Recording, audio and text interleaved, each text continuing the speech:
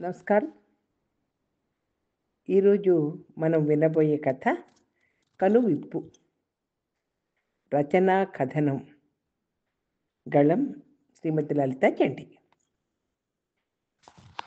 Phone ring అయ్యేటప్పటికి hello Shambhavi Iyer అన్నాను. మీరే కదా చీరల వీడియో గ్రూప్లో పెట్టింది, అవతలి గొంతు పలికింది. అవును అన్నాను. శారీస్ అమ్ముతారా? మళ్ళీ ఆ కంఠం అడిగింది.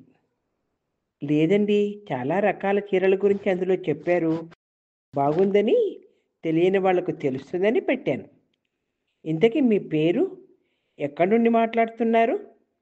నేను అడగడంలో నా ఉద్దేశం రచయిత్రిగా నా పేరు అందరికీ తెలిసి ఉంటుందని అని ఏదో భ్రమ. నేను స్వప్నను, మాది 25th floor, Everest apartment owners. WhatsApp గ్రూప్లో మీరు పెట్టిన పోస్టింగ్ చూసి మళ్ళీ తనే మీది 10th ఫ్లోర్ కదా, అదే మీరు పంపిన వీడియో చూశాను. నా ఫ్రెండ్స్ కూడా పంపాను. వాళ్ళు అందులో ఉన్న కొన్ని రకాల చీరలు కావాలని అడిగారు. మీరు సేల్ చేస్తారేమో అని కాల్ చేశాను. నేను బాగా నచ్చితే తప్ప వచ్చినవన్నీ ఫార్వర్డ్ చేయను. నాకు వెబ్ను కూడా చెత్తతో నింపడం ఇష్టం ఉండదు అన్నాను ఆదర్శవాదిలా. మీరేదో పేపర్ కట్టింగ్లు, మీ ఫోటోతో ఉన్నవి వీడియోలు పెడతారు కదా అనడంలో ఏదో వ్యంగ్యం ధ్వనించిందనిపించింది. మళ్ళీ తనే, అందరూ ఏదో పడుతుంటారు, ఎన్నని చూస్తాను చెప్పండి.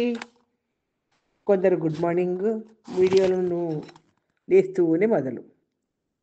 పని పాట లేక వాళ్ళ పిల్లల్ని, మనవల్ని వరుస వారిగా ఫోటోలు, సీనియర్ సిటిజన్లు వేరే గ్రూప్లో పెట్టుకోవచ్చు కదా.